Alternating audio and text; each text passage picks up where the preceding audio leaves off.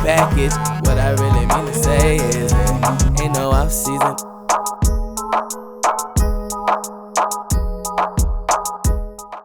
Hello everybody, welcome to the No Off Season Media. I am your host, ImariSports. I hope you're doing well during this 2021 and we're on our way to the summer. Congratulations, I know we didn't even think this far. In California right now, it's already like 90 degrees and we're only in April. So speaking about April, we are close to the draft. We're actually less than a week away from the draft, and this is actually my final mock draft of the 2021 season of the NFL. But if you disagree with many of my selections, let me know down in the comment section. Don't forget to leave a like, comment, and subscribe pretty much. And if you click that notification bell on the bottom right, you get notified when I post a new video. But anyways, let's get to this mock draft 3.0. The Jacksonville Jaguars are the first selection. The pick is Trevor Lawrence. The reason why Trevor Lawrence is the pick, they already gave him the playbook, and he's already donating to charities in Jacksonville. So this is just a clear-cut pick here is Trevor Lawrence. They need a quarterback. They need a face of the league. Urban Meyer is a new head coach. So Trevor Lawrence just makes so much sense here. The New York Jets is the second pick, and this is Zach Wilson.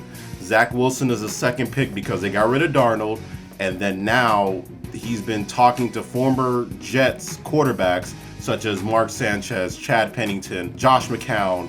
I think the Jets, they really want to go with Zach Wilson. They're very impressed with his pro day, and this is just a clear-cut decision that they are going to take the Jets.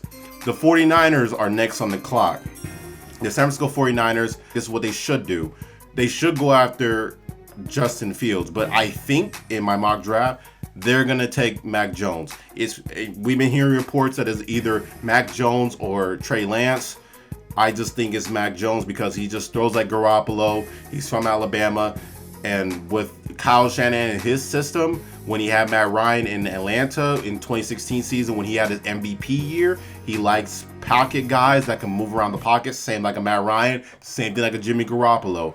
That is what Kyle Shanahan wants. My opinion, I would have taken Trey Lance or Justin Fields, but knowing the Niners, they're going to take Mac Jones. The Atlanta Falcons is next on the clock here, and everybody thinks they should take a quarterback here. It's 50-50. Atlanta just went to Trey Lance's pro day, and now they're thinking about taking Kyle Pitts here. Tight end is a number one need, and I know they got Hayden Hurst and they got what's that guy, Lee Smith, they got from the tight end from Buffalo, but they want Kyle Pitts because even though Julio Jones is the number one wide receiver, they got Calvin Ridley who's going to take the second corner, and that leaves Kyle Pitts as the third corner who could play a little bit like a wide receiver but at a tight end position. And think about this, their new head coach is Arthur Smith. He was known as double tight end set in Tennessee. That's what the Falcons want to mold over there in Atlanta. And bringing that skill set from Tennessee to Atlanta, that's just something that Arthur Smith wants to do. In Tennessee, they had Jonnu Smith and Delaney Walker. That was their tight end set, and now they're receiving back tight ends. They're receiving tight ends. So this just makes a lot of sense. The Falcons take Kyle Pitts here. Just makes so much sense. The Cincinnati Bengals have the fifth pick, and this is just a no-brainer here. We've seen with Joe Burrow's knee, it's going viral all over Instagram and Twitter. You've seen the scar on his knee. Everybody has seen it. It just makes so much sense here. They need to go offensive line. But is it between Penei Sewell or is it Rashawn Slater? I think it's Penei Sewell here because Penei Sewell, he was graded as the second best player in this draft dating back to January, and that's what the Bengals need. They need offensive line help. So I think Penei Sewell is the best pick at this position. The next pick is the Miami Dolphins, who acquired this pick, pretty much manipulated from the Houston Texans when they had the Larry Tunsil deal. The Dolphins, they need wide receiver help, and this is just their main thing. They wanted Kyle Pitts. I know they wanted Kyle Pitts because he was the best receiver in this draft, but he played tight end. So let's get the second receiver, which is Jamar Chase. Jamar Chase out of LSU just makes so much sense here for the Miami Dolphins. And this is one of their biggest needs, which is wide receivers. And I think they believe in Tua, and this is what they want to build around Tua. So Jamar Chase is my pick. With the seventh pick is a trade. I have a trade here. It is the New England Patriots with the Detroit Lions. This one seems like it's a no-brainer here because Detroit, they need a lot of help. And they need to accumulate as much picks as possible for their next picks that are going to have next year. And I think with trading up with New England, who is desperate for a quarterback for the future, it's not Cam Newton, and the Lions, who are desperate to build around pretty much. I don't think Jared Goff is the answer, but whoever they decide to have at quarterback later on, this is what the Detroit Lions need to do. And with the Patriots, they need to get their quarterback of the future. I think the Patriots like Trey Lance, even though the Patriots wanted Trey Lance thrown in, and I kind of give an indication that they will take Trey Lance. This whole buzz about New England waiting to the second round to get Kyle Trask is just a bunch of nonsense. They said they're doing work on Kyle Trask. They said the same thing last year. They said Patriots doing work on Jordan Love, but they didn't get Jordan Love. He eventually went to the Packers. But I think the Patriots want to take Trey Lance here. It just makes it's just a no-brainer decision here. They need one of these quarterbacks, and I think Trey Lance is just their pick here. The Carolina Panthers have the 8th pick. There were some rumors, or not even rumors, it's actually news that they were talking about trading down. But I don't think the Panthers want to trade down here because there is an offensive tackle that's left available. After this offensive tackle, the production of the offensive tackles just dropped. So I think that the Panthers really want to get some help around Darnold or whoever their future quarterback is at the moment. But I think they want to go with the Rashad Slater. This is just their biggest need on that team is left tackle. You have to deal with Tampa's defense. Atlanta doesn't really have a defense, and same with the Saints, they're rebuilding. So if you're going to handle with Tampa's defense, you know you have a Ndamukong Suh coming out on the outside, and you have to deal with Vita Vea in the middle. And also you have to deal with Devin White and Levante David. Might as well get the left tackle to shore up that position. So I think that Rashawn Slater makes a lot of sense here. The Denver Broncos is the 9th pick, and I think Denver, they really want to get a quarterback here. I'm not so sold on them liking Drew Lock. I've been telling a lot of Broncos fans, I sold my stock on Drew Lock after this year because he's been injured. He had the lowest completion percentage as far as starting quarterbacks, and secondly, he is the worst quarterback in his division. So I think that the Broncos really should address that quarterback position, and also why I think the Denver Broncos are going to take a quarterback here. John Elway was their current GM. He's gone. He is the president of the Denver Broncos now. So I think that the new GM wants to get all of his pieces in there. Drew Lock was a John Elway pick. This is going to be their new GM pick. And I think that them getting Justin Fields to shore up that quarterback position for the future makes a lot of sense. You'll have to start Justin Fields at the moment. You don't have to. Let Drew Lock pretty much learn under Drew Lock of his mistakes, and then you throw Justin Fields into the fire of the Denver Broncos. And with this pick, I think that Vic Fangio's on the hot seat here, and I think he potentially get fired because we've seen with quarterbacks that are rookies, they come into a new system where a coach has been there for so long, and they eventually get kicked out the door. We've seen that with Anthony Lynn last year. We've seen it with Richard Trubisky when he was in Chicago. We've seen it with Jameis Winston when he was in Tampa.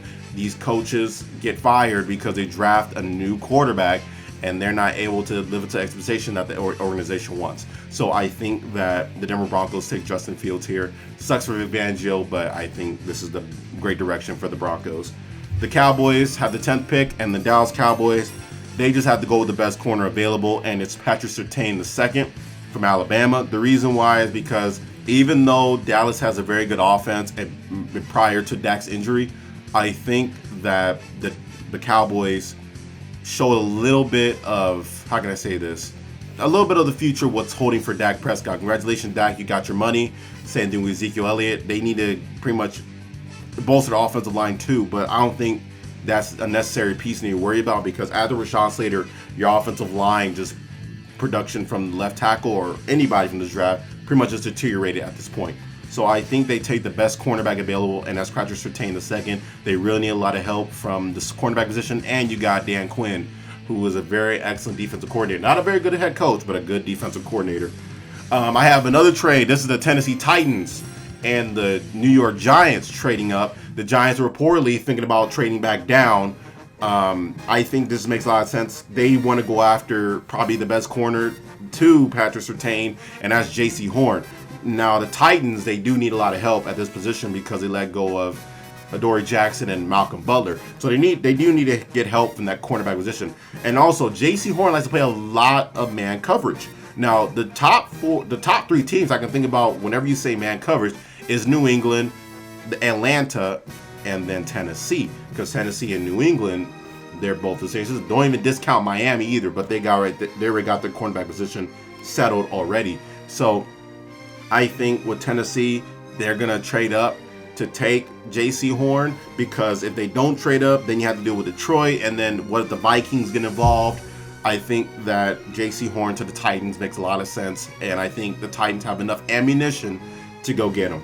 The next pick is the Philadelphia Eagles. Just pretty much a bad break for the Philadelphia Eagles. Second round of 2019, they missed out on DK Metcalf to Seattle, and they drafted J.J. Arcega-Whiteside. And then last year, they drafted Jalen Reagor, but they missed out on Justin Jefferson, who was a good pick by the Minnesota Vikings and has pretty much almost won Offensive Rookie of the Year, lost it to Justin Herbert. But the Philadelphia Eagles, they need to get a receiver that's pretty much either physical or pretty much they can play good in the slot. And they have picks to choose from. But knowing about Philadelphia, let me just hit on Philadelphia for a second. Philadelphia is such in a bad position here with Nick Sirianni talking about that he's going to play rock, paper, scissors to determine the draft pick. There's just a clear cut that the Philadelphia Eagles are going last place in their division. And I'll talk about this later whenever I do my NFL standings for each division. But this is just a bad pick for the Eagles here. And I think the Philadelphia Eagles don't play rock, paper, scissors to determine draft picks and leadership and determination of the franchise. That's not what it is. But whatever, Philadelphia. This is okay. But I think the Philadelphia's need a wide receiver. I think they take Devontae Smith, knowing that he won the Heisman and knowing how Philadelphia is. They always like to get that big name brand type player, especially when it comes to Heisman's or whatever. And I'm just saying, I predict that the Philadelphia Eagles will play rock, paper, scissors, and Nick Sirianni will pick rock, and Jeffrey Lurie will pick scissors, and Jeffrey Lurie wanted Jalen Waddle, and Nick Sirianni wanted Devontae Smith, and they will take Devontae Smith. So this is why I have Devontae Smith going to Philadelphia. The Chargers have the 13th pick. And this one, Justin Herbert played a phenomenal season last year. Even though he went 7-9, they won Rookie of the Year as a quarterback, had the most passing TDs as a rookie. Congratulations, Justin Herbert. I think they need help in the offensive line department because they need to help. If you have to deal with Denver's defense and Kansas City, I know they have no defense, and the Raiders, you want to help that offensive line. You already see what happened to Joe Burrow with having no offensive line. Give him an offensive lineman or just a left tackle in general just to help Herbert. And that is Christian Darrisaw from Virginia Tech. The reason why you need to help Justin Herbert pretty much as you can, Chargers. And you've seen that when you haven't protected Phillip Rivers in the past. Just help Justin Herbert, and the Chargers potentially could be second place in the division or even challenge the Kansas City Chiefs. But in this case, I haven't taken Christian Darrisaw. I have another trade. This is the Arizona Cardinals trading up with the Minnesota Vikings. The reason why is because the Cardinals, for some reason, due to reports, they want a wide receiver and is willing to trade up for wide receiver. I think this is the best spot because Detroit is at 15 now, thanks to the New England trade, and Arizona wants to leapfrog Detroit. So this one is actually the last receiver available, who's, I believe, is a top 15 pick, and that's Jalen Waddle. Why does it make so much sense? DeAndre Hopkins, who was known by getting most of the, attention from corners. I just believe that Jalen Waddle would fit Cliff Kingsbury's system with Kyler. And think about this. Knowing that Jalen Waddle is known for his speed, Kyler at Oklahoma. Kyler was good with Hollywood Brown and CeeDee Lamb.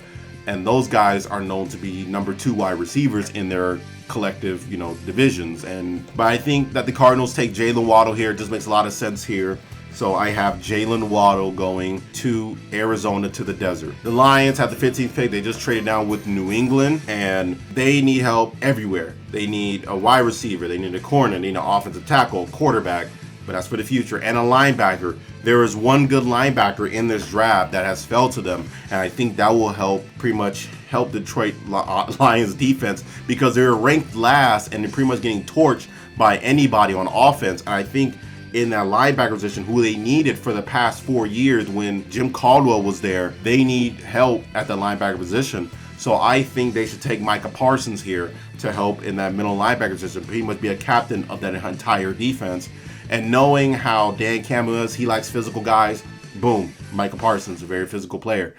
So I think that will help Detroit. The Minnesota Vikings, who have just traded down from the number 14 pick after getting their picks from the Cardinals. I think that this is pretty much, everybody hasn't taken an edge rusher.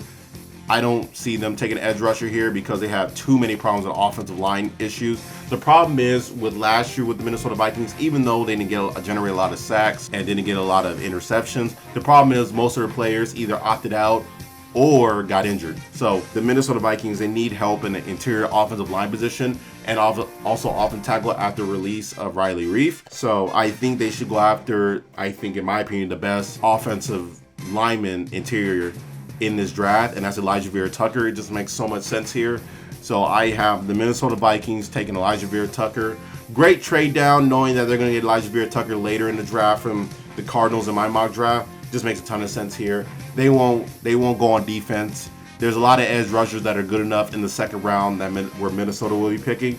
So I think they'll be fine. The Las Vegas Raiders, who went 8-8 last year, they need offensive line help badly after getting rid of Trent Brown, Gabe Jackson, and Rodney Hudson. Anybody pretty much on the offensive line can help the Raiders. And I think that Tevin Jenkins can help the Las Vegas Raiders because of, even though he's known as a really soft guy, he is known to pancake players, and pretty much known as, don't let that face fool you is what I'm saying. Don't let the face of him fool you. He will run you over like a sack of potatoes. So I think that the Las Vegas Raiders take Tevin Jenkins because they need help for Carr. Now there's some report that the Raiders are potentially trying to trade up to take a quarterback. Let's just shoot that down. That is not going to happen. Let's go. The next pick is the Miami Dolphins. The Miami Dolphins, they got their wide receiver Jamar Chase. Props to them. They believe in Tua. Now they need to get edge rusher help. The reason why they need to get edge rusher help is because they have to deal with Josh Allen, Cam Newton, or Trey Lance protected in my mock draft, Zach Wilson. They have to deal with all these great players. And I think they need to get somebody that can take sacks on these quarterbacks that have not so good offensive line like the Jets, or maybe like Buffalo, who just re-signed all their players on the offensive line. But they need to get somebody that can hit on those quarterbacks and generate a lot of sacks, because they lost Devon Gottschall to the Patriots, and they lost Kyle Van Noy also to the Patriots. So I think they should go after Kwity Paye from Michigan, who I think is graded as the best edge rusher in this draft. And Kwity Paye just makes a ton of sense here. And I have the Dolphins taking Kwity Paye because they need to hit on these quarterbacks and generate a lot of sacks. And I think Kwity Paye, especially in that Brian Flores system with Michigan, we've seen it with Chase Winovich, how the way he is able to thrive in New England. I think Kwity Paye will get the exact same respect when he is in Miami. Washington football team, if they would have had Tevin Jenkins, I would say take Tevin Jenkins here. But the next best one, offensive tackle, is graded as a 32nd best pick here. Now you can say they should go either linebacker or wide receiver. I wouldn't go wide receiver because you did sign Curtis Samuel from the Carolina Panthers. So I would probably go linebacker here, and that's Jeremiah Owusu-Koramoah, or JOK, from Notre Dame. It just makes a ton of sense. They lost Thomas Davis because he retired. And I think that with Ron Rivera, even though their defense was really, really good last year, I think they want to continue that, especially that you signed Ryan Fitzpatrick and now you have Taylor Heineke. You gave him a 2-year extension. I think that the Washington football team is thinking about probably taking a quarterback in the second round, maybe a Kyle Trask or Kellen Mond, or even later if they take Davis Mills or whoever they decide to take. But I think that they want to shore up that defense because they did need some help in the linebacker position. Their best linebacker in that position last year, if we're excluding Thomas Davis, was Jonathan Bostic, and he is not that great of a player, let's just be real. So I think that the Washington football team taking JOK or Jeremiah Owusu-Koramoah just makes a ton of sense. The Chicago Bears, who had Andy Dalton pretty much determined to be their QB1, which I can't even believe that they actually put that on social media because that is utterly ridiculous. I think they still need to go after a quarterback. Maybe it's Kellen Mond, maybe it's Kyle Trask, who knows. But they were in a Russell Wilson conversation that completely got shot down by Seattle. So props to you, Seattle, keeping your franchise quarterback. I don't think the Bears deserve a franchise quarterback at this point because how the way their fan base, I don't know why they're not on suicide watch at the moment, but we'll talk about that later. They need a wide receiver, and I know Darnell Moody's there, and they got Allen Robinson and the kid Mims, who got into a fight with the Saints. That's the only reason why I remember him. But I think if they go get wide receivers such as like Rashad Bateman, that would pretty much help Andy Dalton with that whole entire system in Chicago. And I mean, Matt Nagy and Ryan Pace are on their last legs anyways. So I think, I'm not saying, I mean, this is a hot take pretty much. I think they will get fired by the end of the season. It just makes a ton of sense. I don't think Andy Dalton's going to thrive in that system, knowing how his skill set with how Mitchell Trubisky played, and same thing with Chase Daniel. I think this is the last year of Matt Nagy and Ryan Pace's pretty much tenure in Chicago. But I have the Bears taking Rashad Bateman because they need a wide receiver help. I have another trade, and this is the Cleveland Browns, Indianapolis Colts. Cleveland trades up. They swap first-round picks. Cleveland wants an edge rusher before the Giants or even before the Jets take him. So I think the Browns will take Jalen Phillips, who had a pretty much a weird career in college. Started off at UCLA, then went to Miami to play for the Hurricanes, and then had a great season. He was thinking about retiring from football, but if he stayed on the right track, he did well in Miami, and now he's predicted to be a first-round pick, and I have him going to Cleveland. I don't buy, even though they got Jadeveon Clowney, I still don't think that he's going to stay there for long-term. I think it's more of a short-term type contract. I mean, he only signed a one-year deal. But for long-term reasons, I think Jalen Phillips can develop into that edge rusher that Cleveland needs to play a Robin to Myles Garrett's Batman. And I think them two getting sacks generated, even though they have to play Lamar Jackson, they pretty much can get anybody to stop Lamar. I think that will help the Browns defensively. And knowing Kevin Stefanski, when he came from Minnesota, even though he's an offensive coordinator, Minnesota was known for their defense, mostly heartedly. So I think that the Browns should take Jalen Phillips in this spot from Miami. The Giants, everybody says they need a wide receiver or edge rusher. I think they need an outside linebacker who can potentially play like a Kyle Van Noy or a JPP, even though JPP plays defensive end or outside linebacker. I think the only one player that I can think that can play that outside linebacker position, and that's Zaven Collins out of Tulsa. The Giants were really good, even though they signed Leonard Williams and they got Blake Martinez, I believe, is on that team. And now they signed Adoree Jackson to play the cornerback position, and they actually re-signed Logan Ryan. The Giants are good on defense. The problem is they have so many offensive woes. But I think by let's say, roughly about almost Thanksgiving, I think we'll know what Daniel Jones is and determine if he's going to if the Giants are going to cut bait from him in the next 2 more years, or even thinking about giving him a 5th-year option. Who knows? But you gave him Kenny Golladay. You got him Sterling Shepard and Darius Slayton, and you gave him Kyle Rudolph and Evan Ingram, the guy who drops the ball a lot. So congratulations. And then you have your offensive line. They need help interior, but there's not I think if they take an interior, they're going to be overdrafting. But I think Zaven Collins is just a safe pick here, but potentially based off of needs. And I think Zaven Collins playing the outside linebacker position really helps the New York Giants. The other New York team is the New York Jets. Well, they play in New Jersey, but let's be real. I see them in this selection. They could take a Caleb Farley in this position. The reason why they take Caleb Farley, their pretty much defensive backs were completely atrocious, if we're excluding Marcus May. But Lamar Jackson giving up that huge touchdown to Henry Ruggs on the last play of the game against the Raiders just really solidified that they're not good at that defensive back position. There is some rumors that potentially Richard Sherman could be reuniting with Robert Saleh.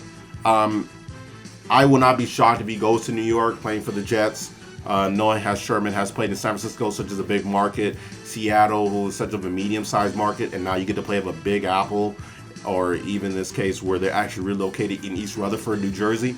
I think that Richard Sherman has become accustomed to that big fan base, like in San Francisco. I think he can handle it in New York, and he came from Stanford. Let's be real, that's a big enough fan base for me there. But I think the Jets take Caleb Farley. That's what they needed. They got their quarterback. They got their cornerback. Now they need to get that interior, pretty much the edge rusher. If they can get that part situated, I think the Jets will be fine. I still have them last place in their division, but they're on a rebuild, so what can you really expect? The Steelers are next on the clock at the 24th pick. They lost their great center, Pouncey, and now Villanueva. He is going to the Ravens now as left tackle. Potentially might be a backup in that, and if he goes there and visit him, I'm not sure if he signed a contract there. I don't think he's going back to Pittsburgh because Pittsburgh would have automatically re-signed him if they had the chance to. But I think they need a corner, but I think knowing Pittsburgh and their offensive woes of last year, I think they may take a running back here, and that's Najee Harris. The reason why I take Najee Harris is because he plays like Le'Veon Bell a little bit, run the ball, can pretty much hit his head on the goalpost, and can catch out of the backfield. So I think that with Najee Harris in that backfield for the Steelers can make him really dangerous and to alleviate some pressure off of Big Ben. Now, if I was running the Steelers, I would try to my best to draft a quarterback this year to become the heir apparent to Ben, because we know the draft class for quarterbacks next year is just utterly atrocious. So I think the Steelers should take Najee Harris just to alleviate some pressure off of Ben, and that's my pick for the Steelers in 24. The 25th pick is the Jacksonville Jaguars. The Jacksonville Jaguars, they got their quarterback of the future now in Trevor Lawrence. Pretty much was studying the playbook, giving out charity to the Jacksonville fans, so on and so forth. I think they need to get a safety here because a safety can pretty much help Shaquille Griffin in that backfield as a defensive back. And I know they need some help at the offensive tackle position and the wide receiver position, but you just signed Marvin Jones Jr. and then you also have DJ Chark. I think they can get a good wide receiver, maybe, I want to say like a Rondale Moore, or potentially like a, let's say, Elijah Moore. Actually, no correlation. They're not related at all. But I think they can get that at the 33rd pick. In the second round, but I think this just makes sense. Take the safety and Trevon Moorick Woodard, the best safety in this draft class in TCU. I think that will help Shaquille Griffin and pretty much C.J. Henderson as well too. With the 26th pick, this was a trade. This was the Browns pick. Now it's the Colts pick. The Colts, I think they need to go offensive line here. It just makes a ton of sense here because Carson Wentz, when he has a not so good offensive line, he has went 24th, 23-1 when he had a bad offensive line. And when he had a good offensive line, you know what his record was? 11-2, and he had an MVP season. Just take the offensive tackle here. I know that Quentin Nelson is a good enough guard and good enough offensive tackle, but he can't play two positions at the exact same time. So they need help. And plus, with the retirement of Anthony Costanzo, you need to get an offensive tackle here. So I see them taking an offensive tackle, and it's Samuel Cosby from Texas, who, I mean, they're not really overdrafting because he's a 32nd best player in this draft, but just going based off of needs and skill, you have to take offensive tackle here. Now, the next pick is the Baltimore Ravens, and we'll talk about the Ravens later in this mock draft, but they need edge rusher and they need an outside linebacker. And the outside linebacker that's fit for this position is Azeez Ojulari from Georgia. The reason why is because they lost Matthew Judon to the Patriots via free agency, and they need a wide receiver as well too, don't get me wrong, but they need to help that defense a lot. The only reason why Lamar Jackson had a good MVP-like season was because he was able to run the ball, and the defense from 2 years ago was able to suffocate teams. And the Ravens, what they need to do is they need to get back to what they were doing before. The Ravens started off pretty good, then they tried to have very slow, and then they were able to grind up in the gear because they were able to play good enough defense, and that's why they beat the Tennessee Titans in that wild card match. The Ravens, they need to get an outside linebacker stat, and I think that's Azeez Ojulari out of Georgia. Well, the 28th pick is the New Orleans Saints. It just sucks that the loss of Drew Brees via retirement, and now they have Jameis Winston and Taysom Hill, but that's not even the big enough issue. Just the big enough props is that they're able to bring back that cap money that they had from the cap salary all the way up to positive. And when I mean they were able to bring it back up, they were starting at a negative $100 million, and they were able to cut players, reduce their contracts, tinker a lot of stuff on that entire team. I think the Saints, what they need to do, they need cornerback help, they need wide receiver help, they need linebacker, they need much help they can get, but they're stuck at 28. I think they should go out their corner. That's the fourth best corner in this draft, and that is Greg Newsome II out of Northwestern. And I think that will help Sean Payton in his system, knowing that they play a lot of zone coverage, and that's what the exact same thing that Greg Newsome II loves to do. They need to get a corner that can pretty much be like a Batman or Robin, as I just said for a couple picks ago, for Marshawn Lattimore. And I think that's Greg Newsome, the second out of Northwestern. And I think they'll be a great component together in that Saints defense. I don't think the Saints are going to be the same way they were last year. I think we're reverting back into that 2016, 2015 Saints, where it's like 7-9, 7-9, 7-9, 7-9. But let's go to a new team. This is the Green Bay Packers. They had the 29th pick. There was some speculations. I didn't buy into it. I took it with a grain of salt that they were going to trade Jordan Love and this pick, the 29th pick, and a 4th round pick later in this draft to get up to 15 with New England. I took that with a grain of salt. It just didn't make any sense to me. It supposedly got leaked, and I just didn't buy into it. But I think the Packers, they need cornerback help. They need offensive tackle help. They need all the help they can pretty much get. They need center help, too, with the loss of their center, and he went to the Chargers. But I think every Packers fan wants this pick to happen, and I'm going to do it for you guys because y'all rebutted me about over like almost a month ago about not picking this player, but you guys get him now. I think the Packers will select Asante Samuel Jr. from Florida State because they need a cornerback that can help. I don't need to go on my little highlight reel of Kevin King getting torched in the NFC Championship just to prove why they need a cornerback position, but they need a wide receiver as well too. And if they take a wide receiver, they're going to be overdrafting. But I think all Packers fans, if they got Asante Samuel Jr., I think all Packers fans will love this pick, and it just makes a ton of sense. It was between Asante Samuel Jr. or Caleb Farley. I think they're satisfied with Asante Samuel Jr. It's just in my opinion, and I think Packers fans will love this pick. The Buffalo Bills are next on the clock, and they are the 30th pick. And the thing is with Buffalo, they need cornerback help, they need edge rusher help, and they need all help on defense. And they were very good. They won 13-3 last year and made it to the AFC Championship. Lost to the Kansas City Chiefs 38-24. But I think Buffalo need to get edge pressure. Cornerback is a good issue to worry about, but I think they can get one in the second round, maybe like a Tyson Campbell or Eric Stokes or maybe a Fidu Melifanu, whoever it is. But I think they need to get edge rusher, and that's Jason Owe from Penn State. He was a complimentary piece to Micah Parsons, and them two together were able to create a great tandem as far as defensively against teams in college. And I think what Jason Owe can bring that to Buffalo is what they needed all pretty much the entire time. Now they could go D-line here to help a little bit of Ed Oliver because he has kind of regressed in his second year. But let's give these defensive tackles a little more time to understand the playbook. He was good in his rookie year, but there's always a sophomore slump that happens. So I think that the Buffalo Bills, they should go after Jason Owe. There's a new trade that just happened. The Kansas City Chiefs traded for Orlando Brown Jr. from the Baltimore Ravens, and now the Ravens have their pick of the 31st pick. So this is now the Ravens pick. And the Ravens, they need an offensive tackle to pretty much, how can I say this, replace Orlando Brown pretty much. And they need to get a right tackle, and I think Alex Leatherwood or Jalen Mayfield could be the clear cut for this one. And I'm going to just take Alex Leatherwood because I think he's graded a little bit better than Jalen Mayfield. They got Kevin Zeitler, which is a good acquisition piece at right guard because of the loss of Marshall Yanda will actually help with Kevin Zeitler arrival in Baltimore. So I think Alex Leatherwood will pretty much be a good addition piece or acquisition piece to the Baltimore Ravens and their offensive line. Good for Lamar because Lamar needs offensive tackle. Now, they could take wide receiver here, but you're also going to be overdrafting.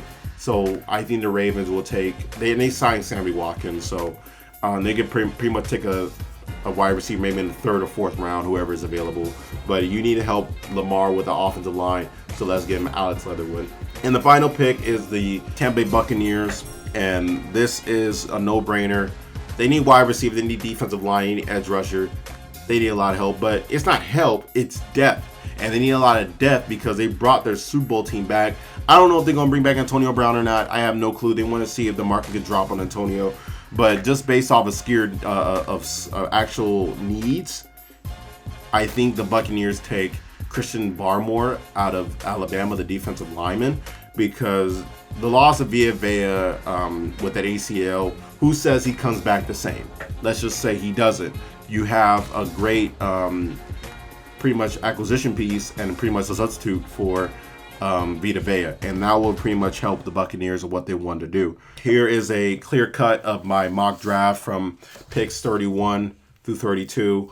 Jacksonville, Trevor Lawrence, Zach Wilson. You see the trade with New England with Trey Lance. You also see the Tennessee Titans trade with J.C. Horn. Cardinals trade up. And then you have Cleveland trading up for Jalen Phillips.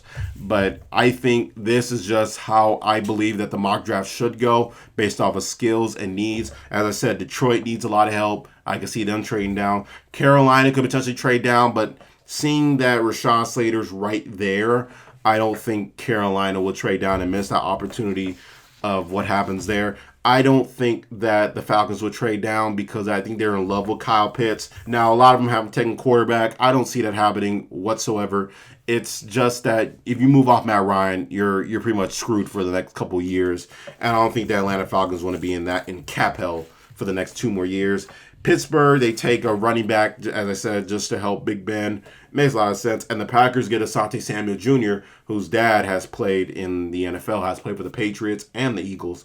So that's a good acquisition for the Packers. So I want to thank you guys for watching No Offseason Media. It has been a oddly stressful year with picky mock drafts. Teams are just trading up left and right, but I think this is a good mock draft where I have let off on, and this is my 3.0. Don't forget to like, comment, and subscribe. This is ImariSports.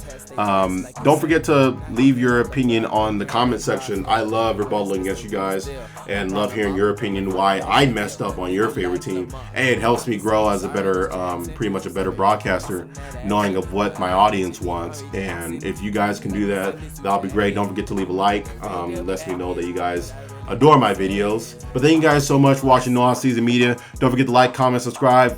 Follow us on our social media accounts at No Offseason Media and ImariSports on Instagram. This is ImariSports signing out. Peace.